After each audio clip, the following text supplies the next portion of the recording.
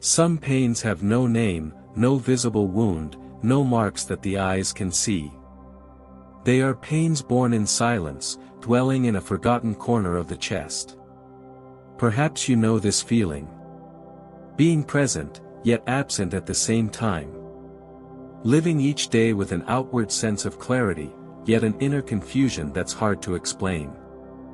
As if something is out of place, even when everything seems right to everyone else. And that's where one of the hardest pains to name begins, the pain of not really knowing who you are. That emptiness that shows up mid-conversation, or in that moment when you look in the mirror and no longer recognize the person reflected back, it's not weakness. It's a calling. A quiet invitation to look inward and realize that something within you is asking to be remembered. You might try to ignore it, stick to your routine, put on a smile and check off your to-do list. But that subtle absence, that fatigue that doesn't come from the body, that longing for something you don't quite understand, all of it is your soul whispering, "Come home." It's not uncommon for this kind of pain to arise during transitions, loss, endings, crises. Moments when all your certainties slip through your fingers and all that's left is a question mark hanging over your existence. Sometimes, not knowing who you are hurts more than having the wrong answers. Because that emptiness isn't just a lack of direction, it's a lack of meaning. And without meaning, even breathing feels like a burden. But something must be said, you're not alone in this feeling. Many walk around with that same tightness in the chest, that same silent search for something they can't even name. And it's in that space of uncertainty that something new can emerge. Because when everything you thought you were starts to fall apart, it opens up a real possibility for reunion. A reunion with what's essential. A reunion with what's been quietly waiting to be heard. It's your soul's call, and it always comes with love. Even when it disguises itself as pain. Deep down, this feeling of being lost may actually be the beginning of your return. Not a return to who you used to be, but to who you truly are, beneath the roles, the fears, the masks, and the demands of the world. And maybe, just maybe, the emptiness isn't absence. Maybe it's space. Space for something new to be born. And it's about that space that we're going to talk now. About that silent call that sometimes becomes a tear, or insomnia, or anxiety, or an inexplicable urge to leave, even without knowing where to go. Because that urge to go isn't escape. It's longing. Longing for yourself. For a part of you left behind somewhere in time. But it's still there. Still alive. Still pulsing. And all it's asking for, is your return. This inner disconnection doesn't happen all at once. It's subtle, gradual, almost imperceptible at first. One day, you feel a little less present. The next, you no longer feel moved by the same things. And suddenly, you're living on autopilot, as if something inside you is merely surviving, no longer living. That's not failure. That's not spiritual detour. It's the consequence of being too far from who you really are. Many who walk around feeling broken aren't wounded by major tragedies, but by years of self-abandonment. By learning to silence their feelings to please others, to hide their desires in order to avoid disapproval, to shape themselves into so many expected versions that they've lost sight of their true self. The body feels that. The mind feels it. The soul feels it. And that feeling can no longer be hidden behind achievements, productivity, or approval. Because what's hurting isn't what's missing on the outside. It's what's been lost on the inside. Bruce Lipton, in his work on epigenetics, teaches us that our cells respond to our environment. But what about the inner environment? What's the emotional climate inside you?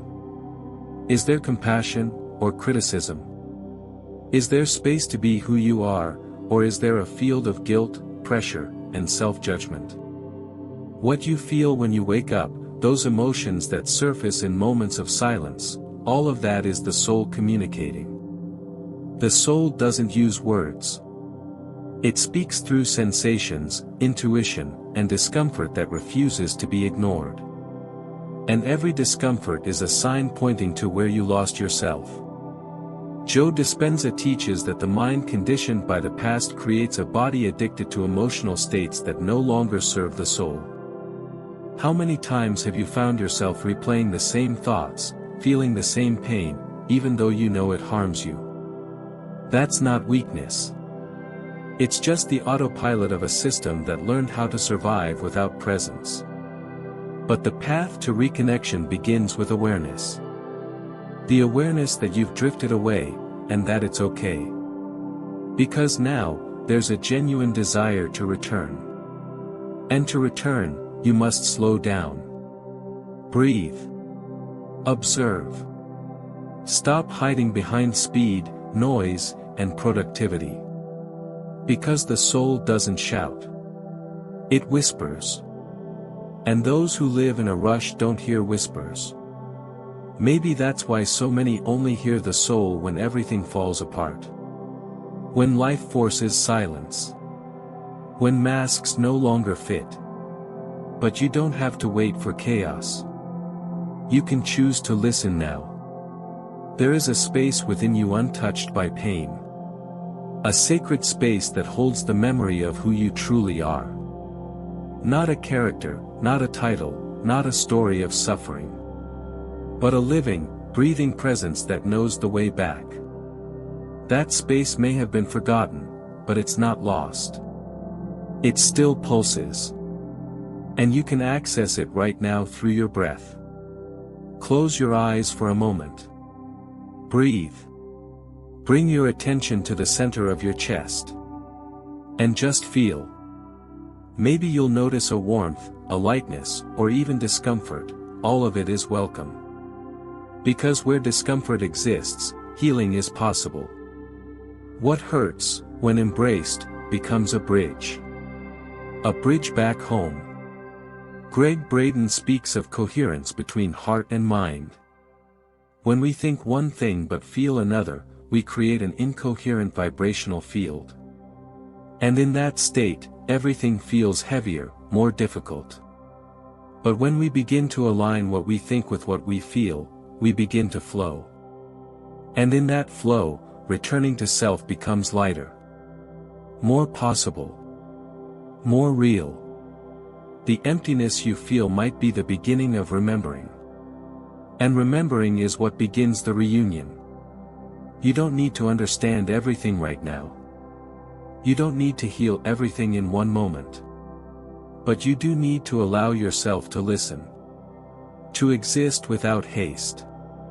Because the path back to yourself isn't a straight line. It's a slow, gentle, compassionate return.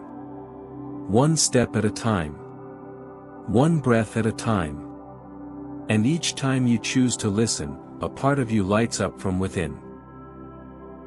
What you feel isn't a sign of weakness. It's a sign that something inside you is still alive. And where there's life, there's return. There's reunion. There's possibility. At its core, the pain of not knowing who you are carries the echo of a forgotten memory, the echo of who you've always been before fear, pressure, demands, and roles took over. There is something deeply beautiful about the fact that even after so much time away from yourself, after so many layers built for survival, something within you still wants to come back. A spark still alive, still whispering, still refusing to give up on you. That calling doesn't sound like the world's demands. It doesn't pressure, shout, or scold. It simply waits. Waits for you to grow tired of the noise. Tired of trying to fit where you no longer belong. Tired of maintaining roles that only deepen your loneliness.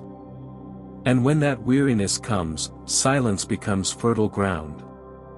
Because in silence, and only in silence, you finally begin to truly hear yourself. When Neville Goddard speaks of assumption, he's not talking about creating an idealized version of yourself. He speaks of assuming, internally, a new vibrational identity. One that doesn't arise from illusion, but from remembrance.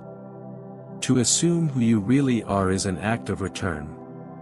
And every return requires courage. Because in coming back, you'll face not just your light, but the shadows you've buried. And that too is part of the process.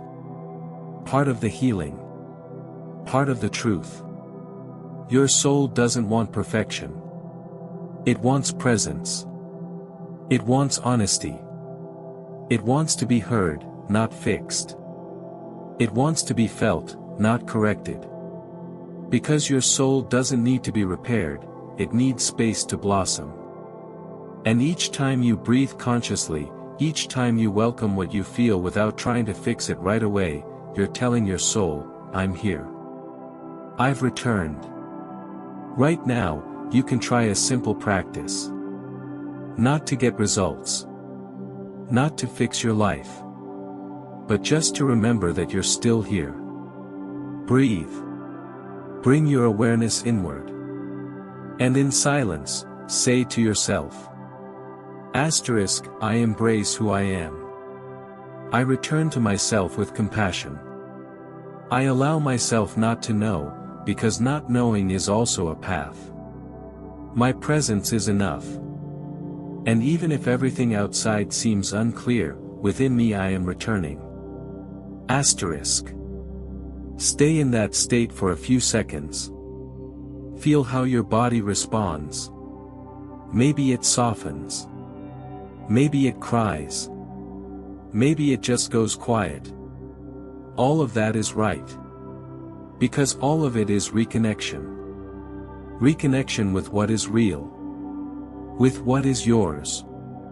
With what never stopped being, even when everything seemed lost. You don't need all the answers right now. But you do need to know that the return has already begun. And each step you take toward your truth opens new paths both within and without. Because when you return to yourself, the world around you begins to realign too. Relationships change. Choices shift. Even time seems to behave differently. Because your frequency changes. And life responds not to effort, but to frequency. The universe is always conspiring for your return.